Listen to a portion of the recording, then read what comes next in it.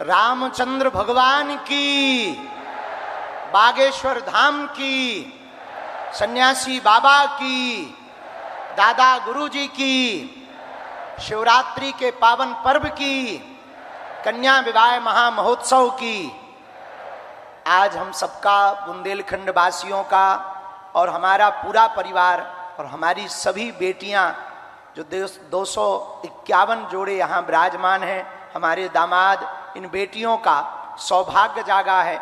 और सौभाग्य में इन बेटियों का भाग्य इतना अद्भुत है कि देश की प्रथम नागरिका महामहिम राष्ट्रपति महोदया अपने पावन तीर्थ बागेश्वर धाम पर पधारी हुई हैं।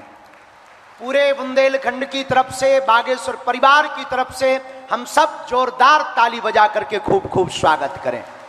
जय श्री राम।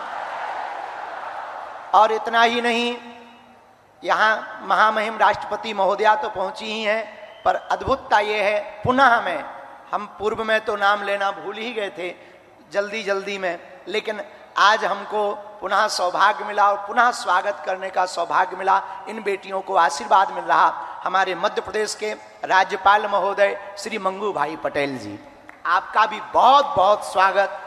और हमारे बड़े ही लाडले, मिलनसार, बड़े प्रिय, सबको लेकर चलने वाले हमारे बड़े ही प्रिय यहाँ के मुख्यमंत्री श्री मोहन यादव जी भी आप पहुँचे हैं। आपका भी बागेश्वर धाम पर स्वागत है। परम पूज्य श्री गीता मनीषी जी महाराज जी, पूज्य श्री ज्ञानानंद जी महाराज जी, जिन्होंने गीता के माध्यम से पूरे विश्व को जोड़ा है, उनकी पावन सानिध्यता है। परम पूज्य श्री आचार्य बालकृष्ण जी महाराज जी, जिन्होंने आर्यवेद के माध्यम से भारतीय प्राचीन संस्कृति को पुनर्जीवित किया है। हम आप सबका और पूरे बागेश्वर धाम के परिवार के सदस्यों का, विदेशों से आए अतिथियों का और महामहिम जी के साथ आए समस्त परिकर का, इस छोटे से गांव में जो बुंदेलखंड के वक्ष स्थल पर विराजमान है, बागेश्वर धाम आस्था का केंद्र तो है ही है, धर्म का केंद्र तो है ही है, पर परमात्मा का भी सबसे बड़ा केंद्र है। महामहिम जी को बताना चाह रहे हैं कि हमारी पूरी टीम, लगभग इसमें 200 लोग हैं, जो मिलकर के इन बेटियों के लिए चयन करती हैं। जो वास्तविक पात्र हैं उसके लिए पूरी समिति ने लगभग 22,000 किलोमीटर कार से यात्रा की। निराश्रित, मातृ पितृहीन बेटियों को प्राथमिकता दी और अनवरत 6 वर्ष से ये कार्य चल रहा। और इसके पीछे कारण इतना ही है, जो हमने अपनी बहन के विवाह में दुख भोगा, जो झेला।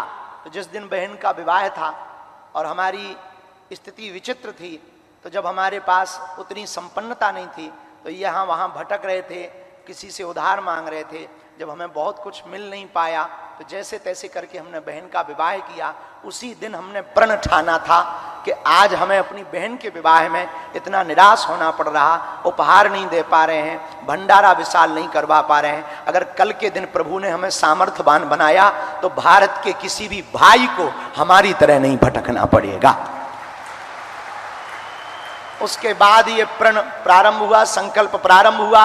और आज वो बेटियां यहाँ से, जिनको 1 महीने पहले तक हमारा परिचय नहीं रहता, पर जब ये यहाँ से जाती हैं, मुस्कुराती हुई जाती हैं, आशीष दे करके जाती हैं, तब मन प्रसन्न होता है। और हम पूरे देश को इस महाशिवरात्रि के उत्सव से एक ही निवेदन करना चाहेंगे, भारत के मंदिरों की दान पेटियों को अगर गरीबों की बेटियों के लिए खोल दिया जाएगा, तो भारत विश्व गुरु बनते देर नहीं लगेगी।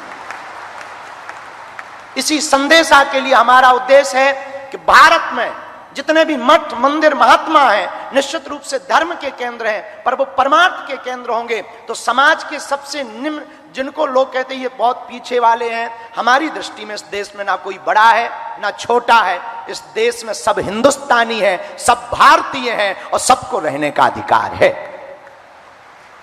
इसी संकल्प को जन जन तक पहुंचाने के लिए हर वर्ष इस उत्सव को करवाया जाता। आपका आना हुआ, हम सब बुंदेलखंडवासी करोड़ों बार भी आपको धन्यवाद दें, तब भी वह आपका ऋण नहीं हम चुका पाएंगे, क्योंकि इन बेटियों का जिनका कोई नहीं है, ये बेटियां जब घर जाएंगी तो गौरव के साथ कहेंगी कि हम अपने बाप के घर से आए हैं, जहां महामहिम राष्ट्रपति महोदया ने भी हमारे विवाह में आशीर्वाद दिया और बालाजी हमारे पिताजी हैं। ये जीवन भर इस क्षण को भूल नहीं पाएंगे। इसके लिए पूरे महामहिम राष्ट्रपति महोदया को हम बहुत बहुत स्वागत भी कर रहे हैं, धन्यवाद भी बहुत दे रहे हैं और पूरे देश के लोगों से हम प्रार्थना करना चाह रहे हैं, भैया जिनका कोई ना हो उनका आप सहारा तो बनकर देखो। और हमारी प्रार्थना है, बेटियों को आप बोझ मत मानो।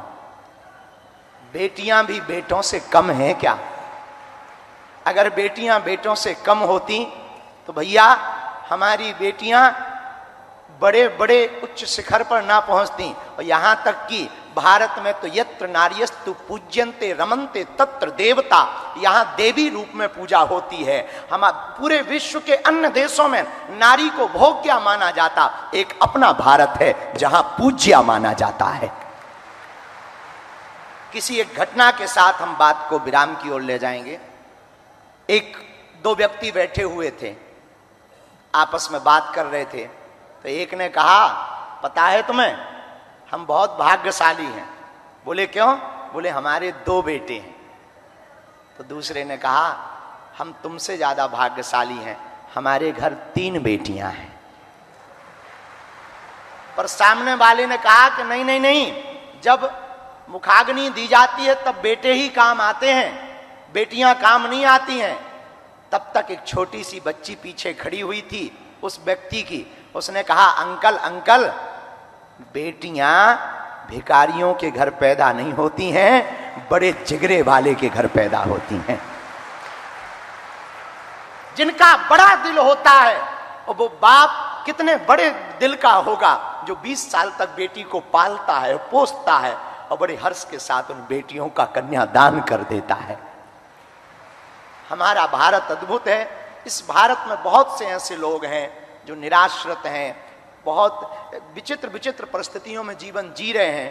पूरे विश्व के लोगों को और भारत के मंदिरों के आचार्यों को हम हाथ जोड़ करके करबद्ध प्रार्थना करना चाह रहे हैं। इसी संदेशा के लिए यह कार्यक्रम किया जाता है कि हमें प्रत्येक व्यक्ति को यह संकल्पबद्ध होकर के आज जाना है कि मंदिरों की दान पेटियों की राशि को गरीबों की बेटियों में लगाना है।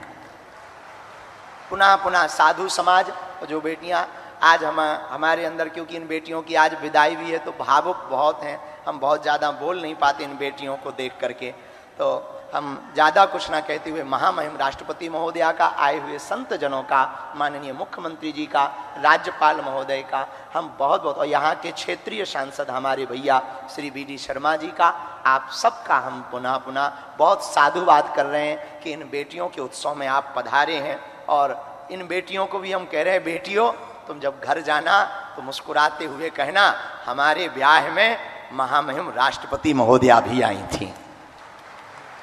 इसी गौरवपूर्ण क्षण के साथ पूरे बागेश्वर धाम परिवार के जन हम सब बहुत जोरदार ताली बजा करके सबका स्वागत करते हैं, सबका स्वागत करते हैं, सबको धन्यवाद देते हैं। जय श्री राम, हर हर हर हर, जय श्री राम।